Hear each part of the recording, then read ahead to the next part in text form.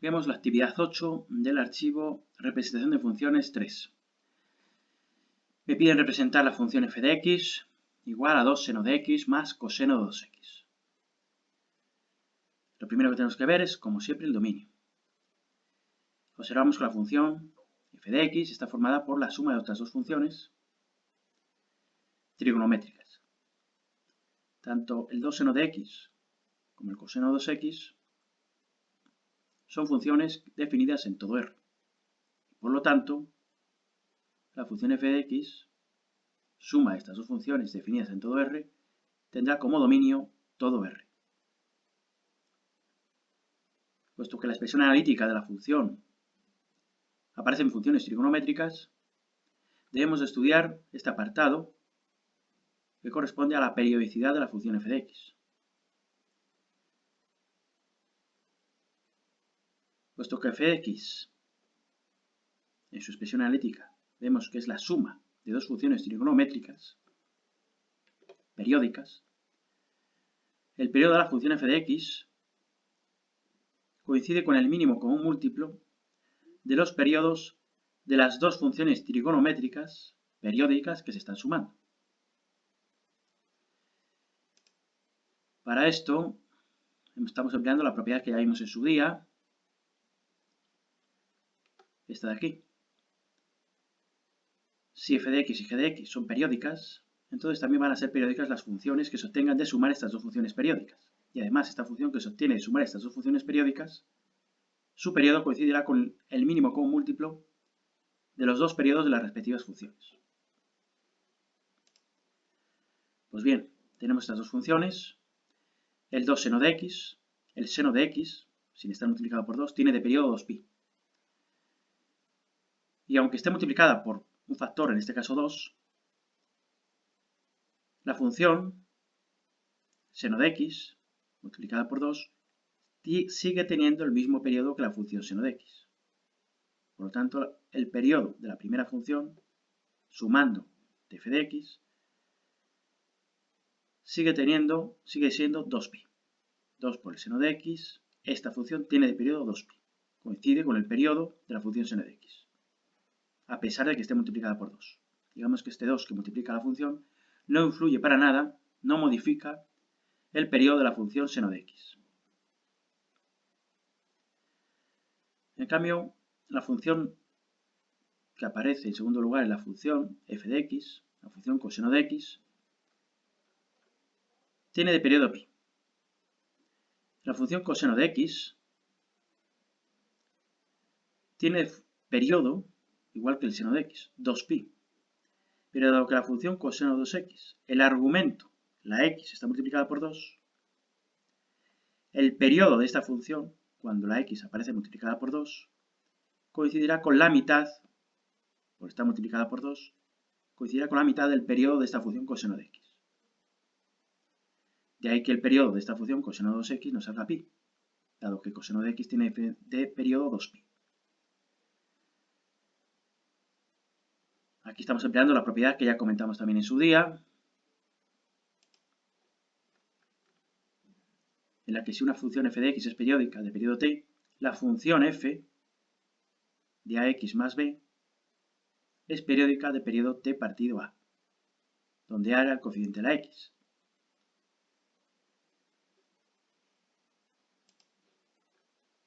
Pues bien, aquí el coeficiente de la x es 2. Entonces es de esperar que el periodo de esta función coincidirá con el periodo de esta función de aquí, coseno de x, dividido el coeficiente de la x, que es 2. Si el periodo del coseno de x es 2pi, dividido entre 2, coeficiente de la x me sale pi. De ahí viene este periodo de esta función coseno de 2x. Aquí pongo un ejemplo que no tiene nada que ver con la función que estamos tratando, simplemente sirve de ejemplo como aplicación del ejemplo de la propiedad que hemos visto aquí. Coseno de 5x, pues lo mismo. El periodo de esta función sería el periodo de la función coseno de x dividido entre 5. El periodo de coseno de x es 2pi partido entre 5. Pues bien, este es el periodo de esta función, porque la x está multiplicada por 5. Por lo tanto, volviendo otra vez a la función f de x, que es suma de dos funciones trigonométricas. Hemos visto que 2 seno de x tiene de periodo 2pi y que el coseno de 2x tiene de periodo pi. Pues la función f de x tendrá de periodo mínimo común múltiplo de 2pi y pi, o sea, de los periodos de las dos funciones de las que consta. Y el mínimo común múltiplo de 2pi y pi será 2pi. Por lo tanto, el periodo de la función f de x, t, será igual a 2pi.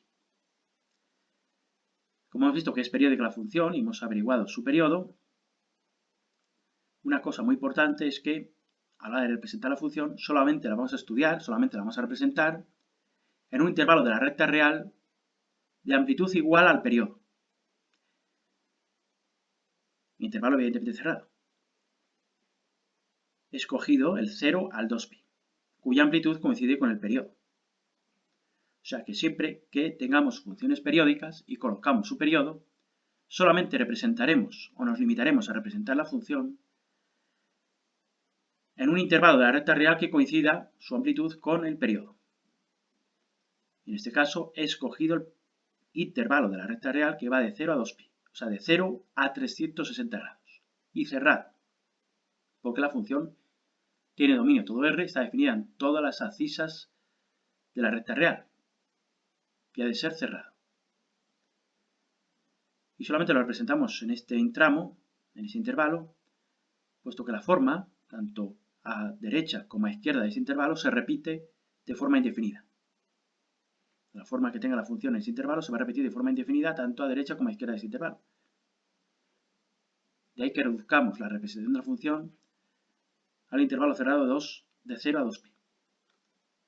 Analizamos la continuidad, el siguiente paso. Bueno, evidentemente, como la función está definida en todo R, no plantea ninguna abscisa plantea ningún problema. Y dado que la función f de x está formada por la suma de dos funciones que son continuas en todo R, la función f es continua en todo R y no existen discontinuidades. El siguiente punto, cálculo de puntos de corte con los ejes. Y aquí también pongo el valor de la función, cálculo del valor de la función en los extremos del intervalo cerrado 0,2pi, 0,360 grados. Primeramente vamos a calcular los puntos de corte con los ejes. Y luego calculamos el valor que toma la función, el enunciado, en los extremos de ese intervalo en el que estamos estudiando la función. Los puntos de corte con el eje x, como siempre, hacemos la y igual a 0. Esto equivale a igualar la expresión analítica de la función, o sea, la función a 0. Y aquí obtenemos, al igualar la expresión analítica de la función a 0, tenemos una ecuación trigonométrica. Normalmente, en estas ecuaciones trigonométricas, recurriendo a relaciones trigonométricas, podemos llegar a resolverlas. En este caso tengo el coseno del ángulo doble, de 2x. Pues coseno de 2x, según la relación trigonométrica que debemos de conocer, el coseno del ángulo doble se puede sustituir por el coseno cuadrado de x menos seno cuadrado de x, o sea que es lo mismo, una cosa que la otra. Aquí está referida al ángulo doble, a 2x, y aquí al ángulo mitad de 2x, vamos, a x. Sustituyendo, nos queda, en la ecuación trigonométrica de aquí, 2 seno de x más coseno cuadrado de x, después de sustituir, menos seno cuadrado de x. Aquí todas las funciones trigonométricas están referidas ya a x, al ángulo x. Recurriendo a otra relación fundamental de la trigonometría, podemos sustituir el coseno cuadrado de x por 1 menos seno cuadrado de x. La relación fundamental de la trigonometría es coseno cuadrado de x más seno cuadrado de x igual a 1. Despejando el coseno cuadrado de x, nos queda 1 menos el seno cuadrado de x. Por lo tanto, finalmente, me queda esta ecuación trigonométrica. 2 seno de x, lo que tenía antes, más 1 menos seno cuadrado de x, que es el coseno cuadrado de x, que acabo de sustituir, y menos el seno cuadrado de x, que es el que estaba a continuación, del coseno cuadrado de x. Y claro, aquí ya todo me queda en seno de x. Tengo el cuadrado aquí seno de x, bueno, sumaría estos dos, me quedaría menos 2 seno cuadrado de x, me quedaría 2 seno de x y más 1. Y esto es una ecuación de segundo grado haciendo el cambio de variable. Llamando al seno de x t, me queda esta ecuación de segundo grado. En t. Resuelvo esa ecuación de grado 2 y obtengo dos soluciones, que deshaciendo el cambio de variable, o sea, tengo dos soluciones para la t. Una sería esta de aquí arriba y la otra sería la de abajo. ¿Pero t qué es? El seno de x. Entonces aquí ya al deshacer el cambio, me salen como soluciones posibles del seno de x es que sea igual a 1 más raíz de 2, o sea, raíz de 3 partido 2, y que el seno de x sea igual a 1 menos raíz de 3 partido 2. Lo que pasa es que de estas soluciones hay una que se tiene que desechar, porque como sabemos, el seno de x es una función que toma valores entre menos 1 y 1. Y el 1 más raíz de 3 partido 2 nos sale una cantidad superior a 1. Entonces es imposible que sea imagen, o sea, que pertenezca al conjunto imagen de la función seno de x. Como este valor que hemos hallado aquí no pertenece al conjunto imagen de la función seno de x, se debe desechar. No tiene sentido, no hay ningún ángulo x, digamos que no hay solución para esta ecuación, no hay ningún ángulo x, cuyo seno me salga esta cantidad. Me queda esta cantidad fuera del conjunto imagen, conjunto de llegada de la función seno de x. En cambio, la otra solución sí que, para esta otra solución sí que tenemos una x, sí que tenemos valores de la x, para los cuales la función seno sí que alcanza ese valor.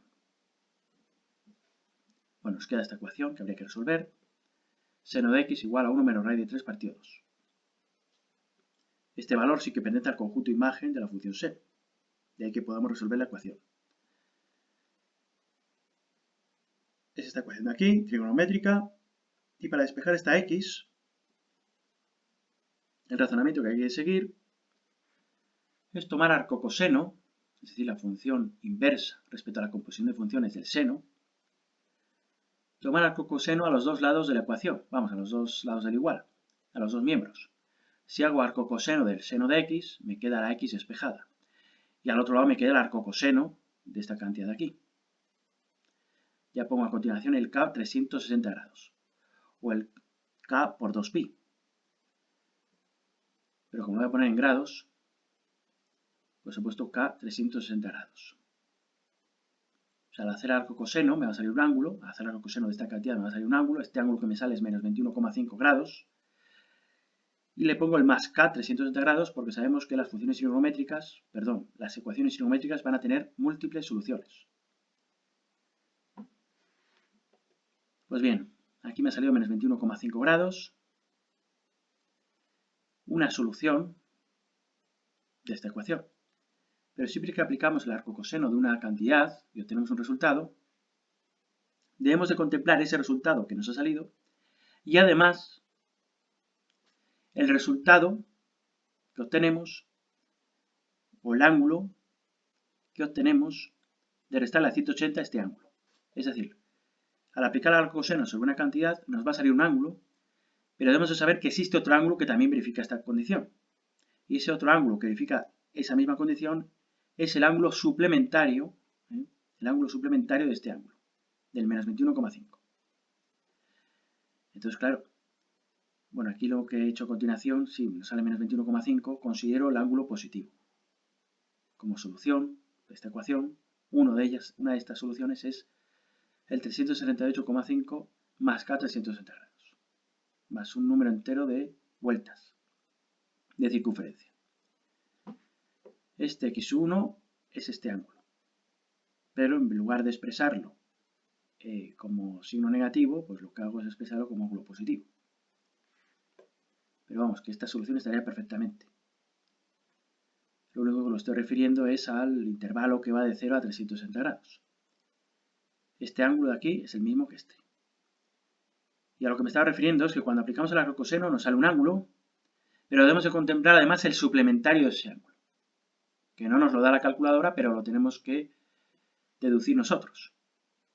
Si me ha salido menos 21,5, el ángulo suplementario, el ángulo con el que suma 180 grados, será 180 menos 121,5. O sea, si 180 le resto el ángulo que he obtenido, me sale el ángulo suplementario.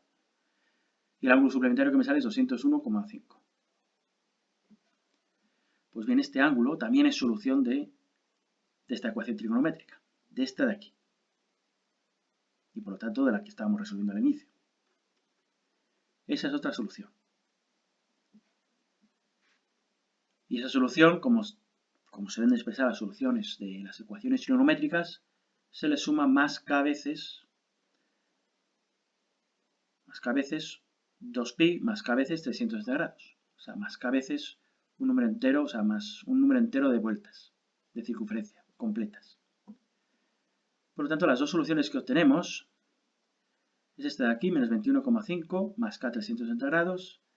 Y la otra solución es esta de aquí, que es el ángulo suplementario. Y lo único que he hecho aquí, en la primera solución, es convertirla en positiva, que se puede hacer. En lugar de tomar el valor negativo, tomar el valor positivo. Este ángulo y este ángulo coinciden, es el mismo. El mismo ángulo, con el mismo seno, bueno, con las mismas razones trigonométricas, porque es el mismo ángulo. Pues bien, hemos resuelto la ecuación, esta de aquí, que era la expresión analítica de la función igualada a 0, para hallar los puntos de corte con el eje X. Por lo tanto, los puntos de corte con el eje X de esta función, de la función del enunciado, son todos estos puntos. Todos estos ángulos, o sea, todos estos puntos, todas esas abscisas, en todas esas abscisas la función va a cortar al eje X y también en todas estas abscisas de aquí la función va a cortar al eje X.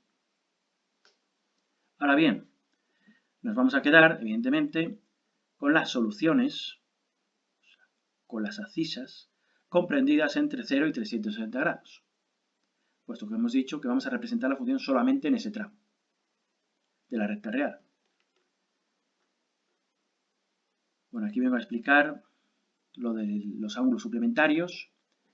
Tengo menos 21,5, es la solución que me da la calculadora, que equivale a este ángulo, lo mismo, uno que otro, expresarlo como negativo o como positivo. Y claro, el ángulo suplementario es este de aquí. Este ángulo, las dos soluciones cuando aplicamos el arco coseno. Evidentemente, si observamos en la circunferencia gonométrica, el seno coincide en los dos ángulos. Es negativo los dos, pero coinciden los dos ángulos. Por eso solución, las dos son solución de esta ecuación de aquí.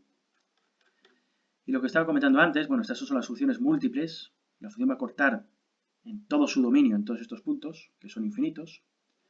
Pero nuestro intervalo de estudio en el 0 360 grados, el intervalo cerrado en el que estamos estudiando la función, y solamente la vamos a representar, o nos vamos a preocupar de representarla solamente en ese intervalo, nos quedamos con los ángulos, evidentemente, 201,5, 0, o sea, nos quedamos con la abscisa 201,5 grados y 0 de ordenada, es un punto del eje X, y nos quedamos con el otro ángulo, con la otra solución, comprendida en este intervalo, el 338 con 5 grados, abscisa, y de ordenada 0. La ordenada, evidentemente, es 0, puesto que son puntos del eje X.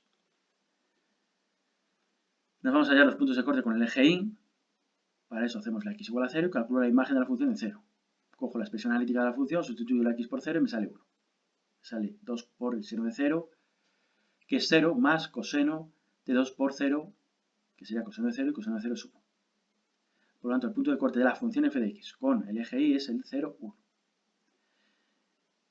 De todas formas, aquí ya hemos hallado, además del punto de corte con el eje y, hallamos también la imagen de la función, el valor que toma la función, en el extremo inferior del intervalo cerrado en el que estamos estudiando la función, en el 0. Y otro valor indispensable para representar la función en este intervalo cerrado es calcular la imagen de la función en el extremo superior de ese intervalo cerrado. El valor de la función en el 360 grados, en el 0 ya lo hemos calculado, hago f de x es igual a 360 grados, o sea, f de 360 grados, sustituyo, esto vale 0, y en el caso de aquí, pues vale 1 también, igual que el caso anterior. Por lo tanto, en los extremos, en el 0 tomará el valor 1, y en el 360 grados toma también el valor 1.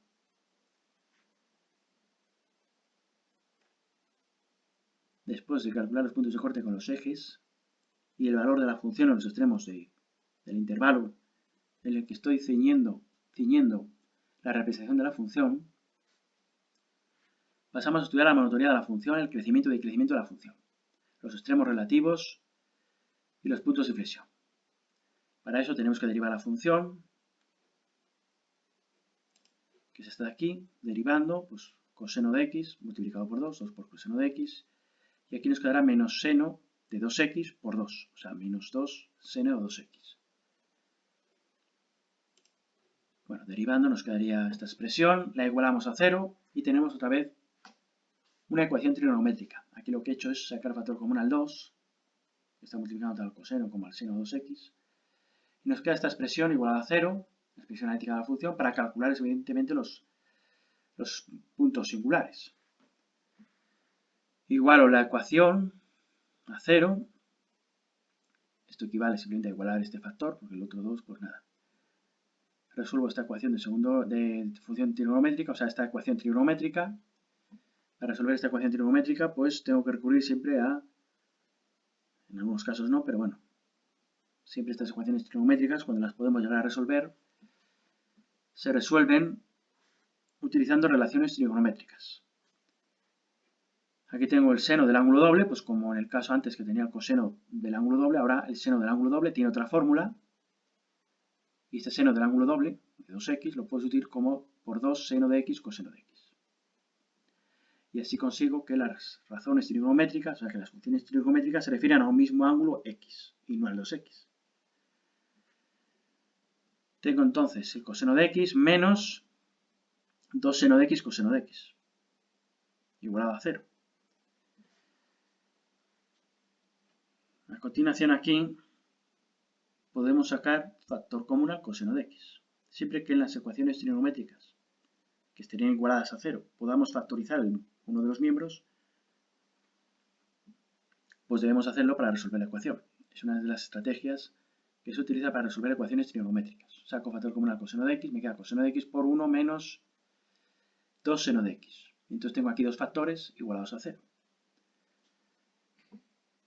Y como siempre, pues cuando tengo un producto de dos factores que dependen de x, tengo un producto igualado a 0, razonamos de la siguiente manera. O bien uno de los factores, el primero, es igual a 0, de donde saco aquí alguna solución, o bien el segundo de los factores es igual a 0, de donde saco otras soluciones.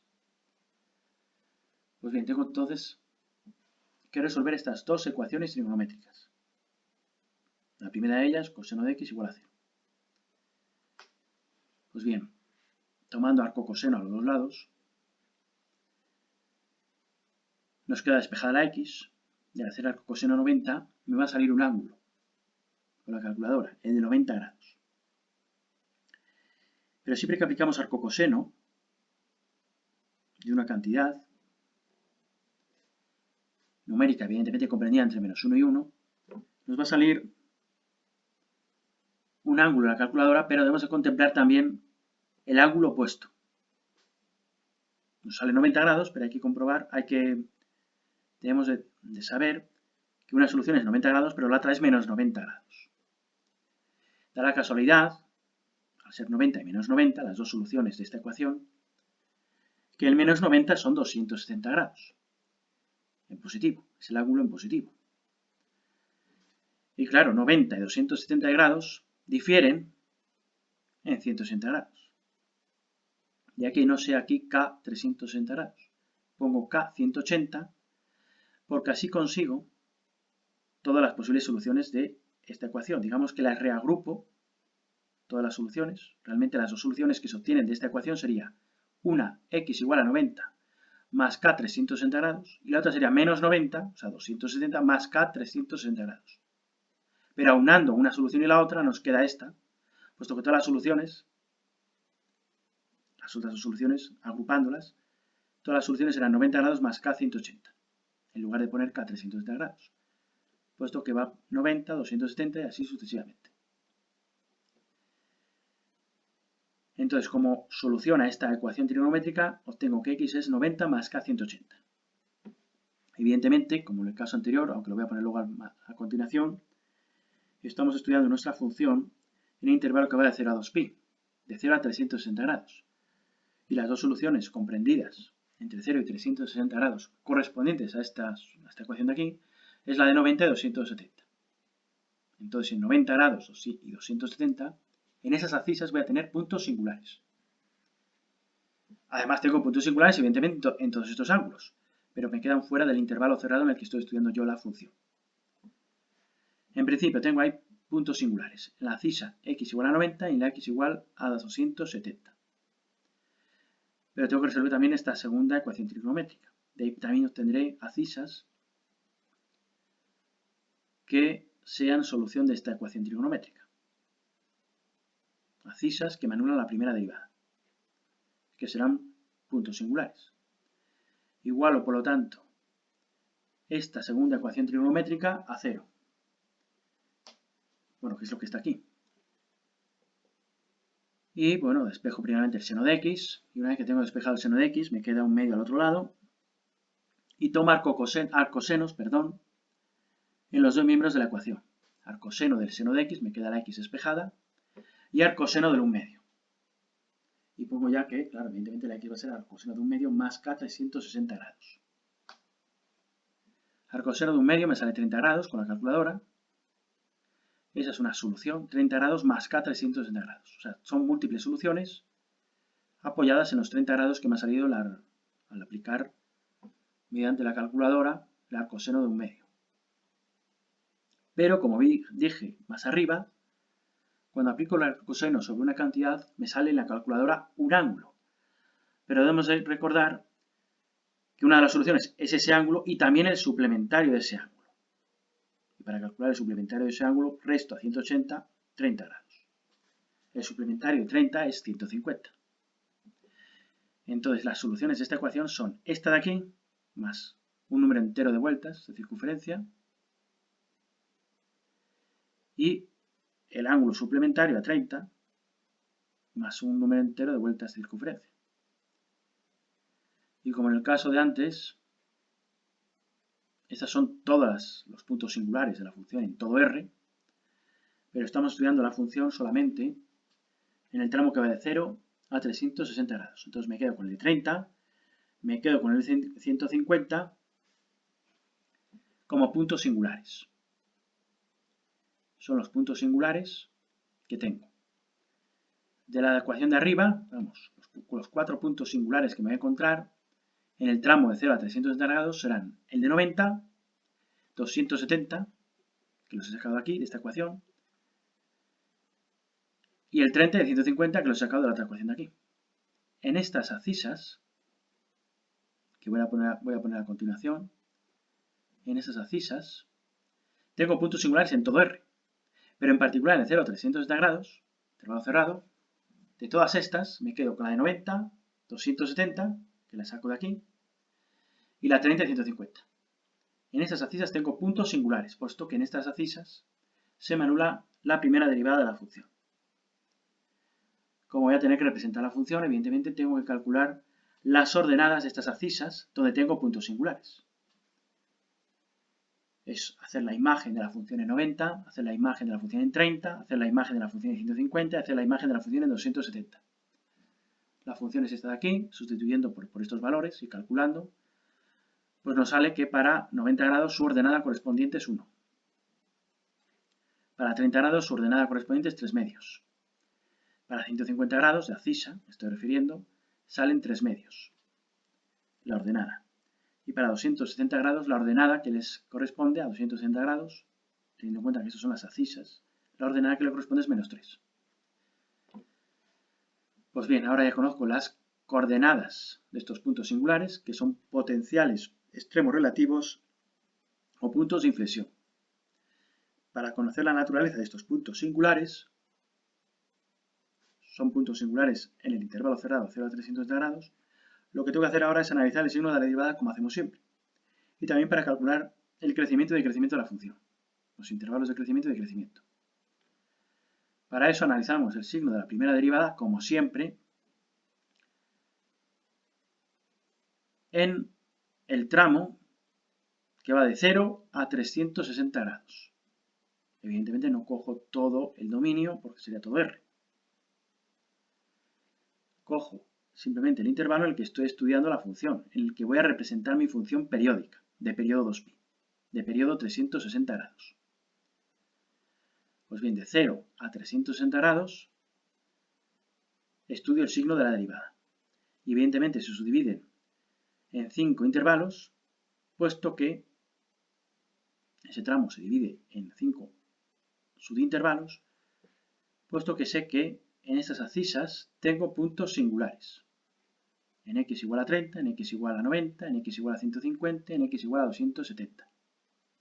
En esas abscisas tengo puntos singulares y de ahí que tenga que estudiar el signo de la derivada en estos 5 intervalos, en el que ha quedado subdividido el intervalo en el que estoy estudiando la función, que va de 0 cerrado a 360. Cerrado a 360. Estudio el signo de la derivada en cada uno de esos tramos, como siempre, tomando un valor comprendido de 0,30 al 20, me sale positivo, con lo cual la función del enunciado crece en ese intervalo. Analizo el signo de la primera derivada en 60, punto interior de ese intervalo, me sale negativo, con lo cual quiere decir que la función decrece. Y así sucesivamente en todos estos 3 intervalos. Calculando, por lo tanto, que en el primer intervalo la función crece, en el segundo decrece, crece en el tercero, en el cuarto decrece y en el último vuelve a crecer. Evidentemente, comprobando cómo se comporta la función a izquierda y derecha de estos extremos relativos, perdón, de estos sí son extremos relativos, pero bueno, de estos puntos singulares, analizo si son extremos relativos o no. Evidentemente, crece por este lado, decrece por el otro, en x igual a 30 tengo un máximo relativo. Tengo un mínimo 90, un fondo de valle, pues porque decrece por un lado, por la izquierda, y crece por la derecha. Tengo un máximo en x igual a 150, pues porque crece a la derecha, crece a la izquierda, perdón, y decrece a la derecha. Y tengo un mínimo relativo en x igual a 270 porque decrece a la izquierda y crece a la derecha. Tengo un fondo de valle. Y aquí tengo una cumbre de montaña, vamos. Pues entonces, los intervalos de crecimiento y decrecimiento, bueno, la función crece en los intervalos que aparecen aquí reflejados, de 0,30, 90, 150, 270, 360. Y decrecen los restantes intervalos. Presenta mínimos relativos en estos puntos, en las abscisas 90 y 270, y presenta máximos en las abscisas 30 y 150. Y aquí vienen las coordenadas de los puntos, que tengo que representar luego en el plano cartesiano. Aquí ya voy a prescindir de estudiar la curvatura de la función, porque complicaría bastante el asunto, alargaría el ejercicio y no es necesario. Pasamos a representar la función con los datos obtenidos. Lo primero que representamos, evidentemente, como siempre, son los puntos de corte con los ejes, y donde tengamos extremos relativos, puntos de inflexión no los tenemos porque no los hemos calculado, dado que no hemos calculado la segunda derivada. Entonces nos quedamos con los máximos representados, que serían estos dos de aquí, un máximo que tenemos en 30, un máximo que tenemos en 150, un mínimo que tenemos en 90 y otro mínimo que tenemos en 270, en la abscisa 270, cuyas coordenadas pues son estas de aquí, 270 y menos 3. Y los puntos de corte con el eje X, que también los calculábamos, era el 201 y pico, 201, y algo, que estaría más o menos por ahí, y otro punto de corte con el eje X era el 338 con algo. Y aquí he puesto ya los valores, evidentemente, de la función en los extremos, del intervalo en el que estoy estudiando mi función, el intervalo cerrado, de 0 a 360 grados. Intervalo que corresponde, cuya amplitud más bien coincide con la del periodo de la función. Y ya, pues viendo los intervalos de crecimiento y decrecimiento de la función y conociendo los máximos y mínimos, pues más o menos podemos intuir, y dado que también, eso sí es importante, la función es continua en todo R, en particular en este intervalo cerrado, y está definida en todo R. Entonces, por lo tanto, evidentemente no cabe otra que vaya a subir la función desde este punto al máximo, del máximo baje a este mínimo, haga un fondo de valle, suba al máximo otra vez, baje hasta llegar a este mínimo, cortando en C1, llega al mínimo, sube por C2, cortando en C2 al eje X, y llegando a este punto 360 grados 1. Y la función tendría esa forma. No hay asíntotas. La función está definida en todo su dominio de definición, en particular en ese intervalo cerrado en el que estamos estudiando la función. Pues ya la función nos quedaría de esta manera. Una curvatura suave, evidentemente. No deben de formarse a la hora de dibujar la gráfica. Debemos de molestarnos en que la curvatura siempre pues, sea suave. En ningún momento debe haber una arista ni en el mínimo, ni en este mínimo, ni en este máximo. O sea, molestarnos en intentar dibujar una curvatura suave, una función en todo este tramo, por lo menos. Y a la derecha de este intervalo, del 0 al 300 al lado a la derecha, se repite el mismo patrón, porque la función es periódica. Y a la izquierda de este intervalo, evidentemente, se repite también el mismo patrón.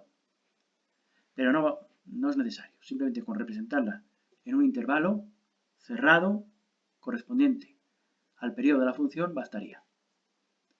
Y esta sería la representación de la función que nos daban en el enunciado.